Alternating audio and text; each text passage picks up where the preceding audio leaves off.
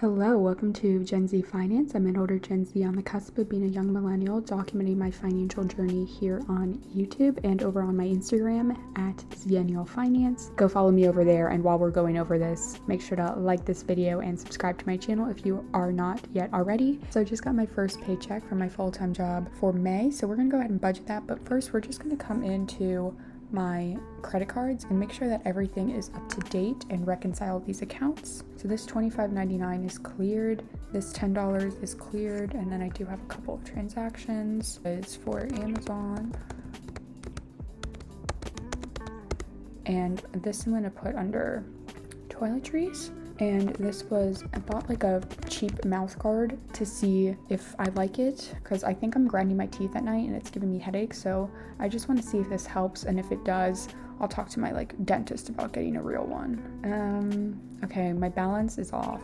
Why is my balance off? Okay, so this was $14.64, and then this $8.94 has not cleared. So is my account balance $257.01? Yes. And we're gonna mark this $10 copay for my doctor's visit as good or planned spending, and this Amazon, we'll just put that as it's not really, it wasn't really planned, but it's not necessarily bad spending. So that's one of my cards, and then let's go to my Sapphire Preferred, and I think that was the last charge I made on it. So is it $1,060.42? It is. So I believe all of my other accounts are reconciled, so let's go back into my credit union checking account. So this $100 cleared. $5,000 what was a transfer from my checking account over to my M1 spend account, which is getting like a 1% interest rate, so that's why I moved some money over there. That cleared. And then this is my paycheck that we're going to budget. I'm just going to change this to 15 cents,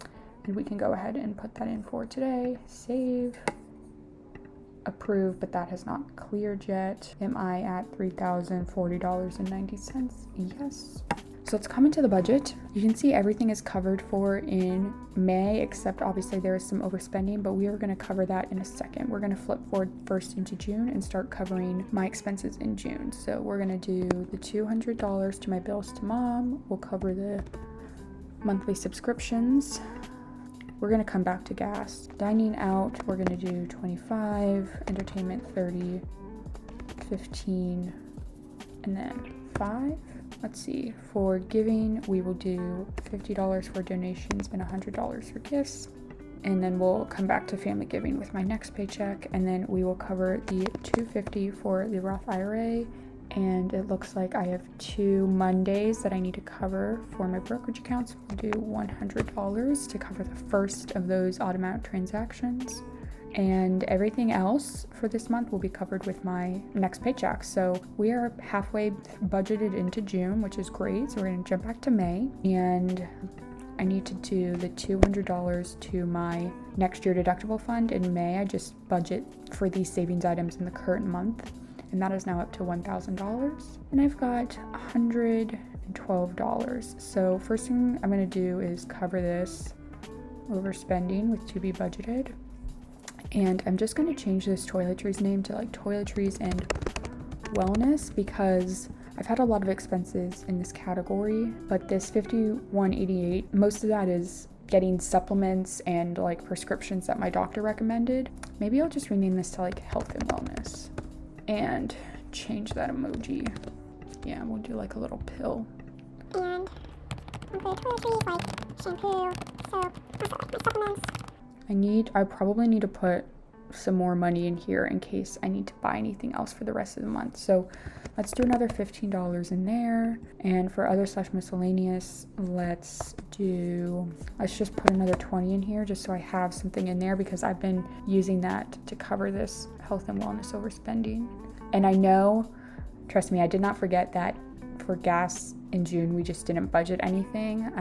Let's just do $20, because I doubt I'll spend any money on gas. One of my goals is to send an additional 15% of any of my spending for the month to my brokerage, and that's on top of the $100 every other Monday that I have set up for that. So let's go to the reports and let's look at the spending report for May.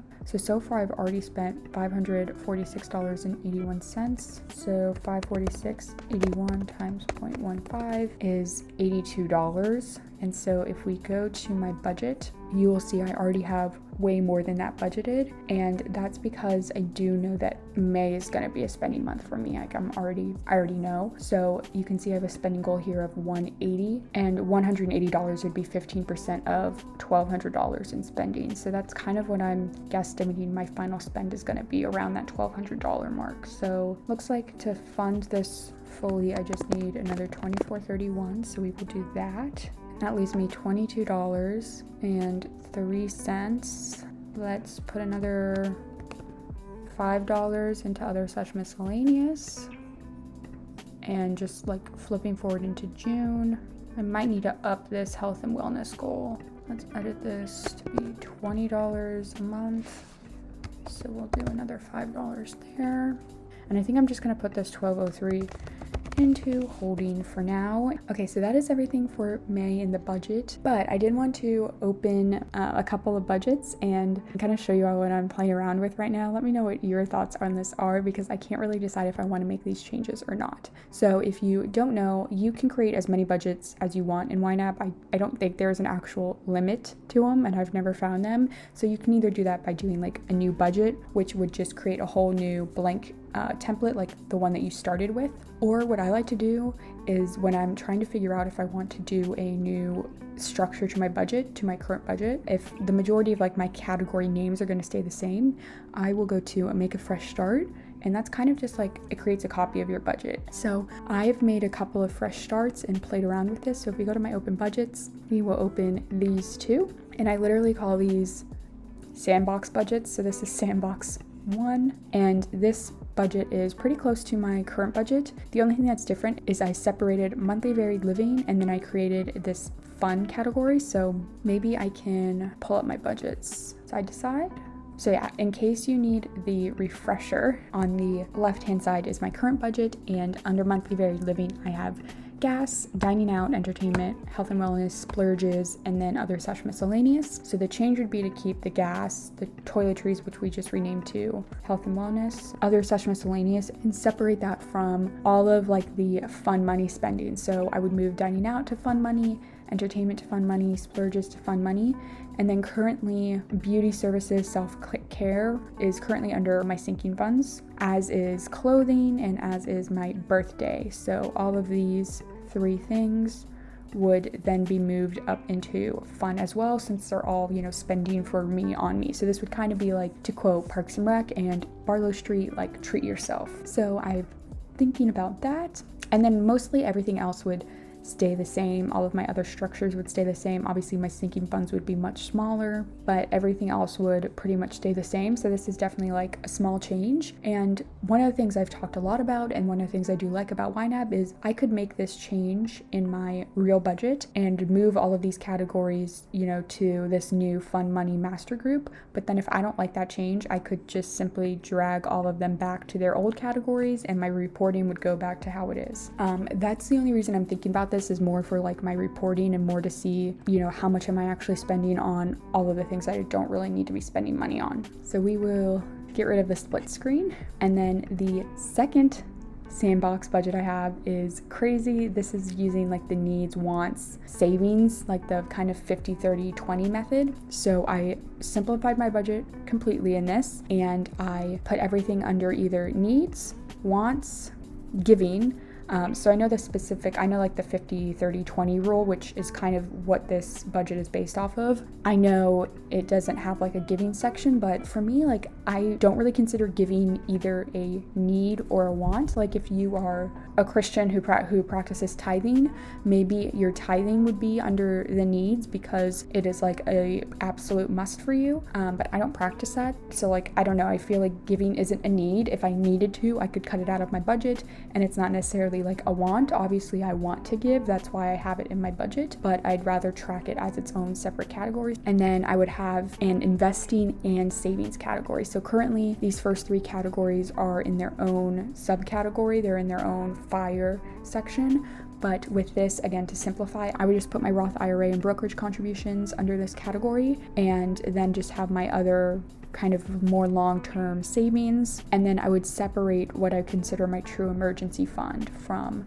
my savings categories. And again, right now this is how it looks in my current budget, with the investing as its own section, and then the savings with the emergency fund as its own section.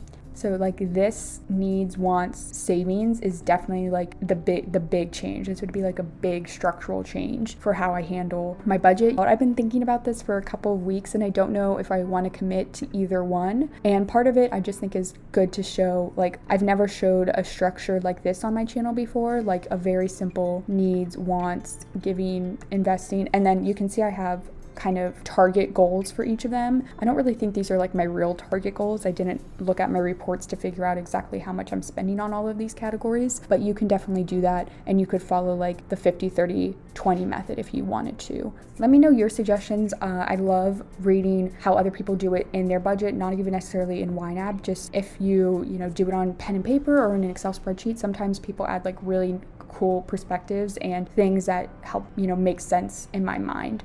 So that's what I wanted to show y'all and talk about, because I knew this budget was going to be kind of short and sweet. If I do end up making any permanent changes to my budget, I will of course film them for y'all. Again, make sure you like this video and subscribe to my channel. That will really help me. And as always, I hope y'all are staying safe and healthy, and that you have a good day.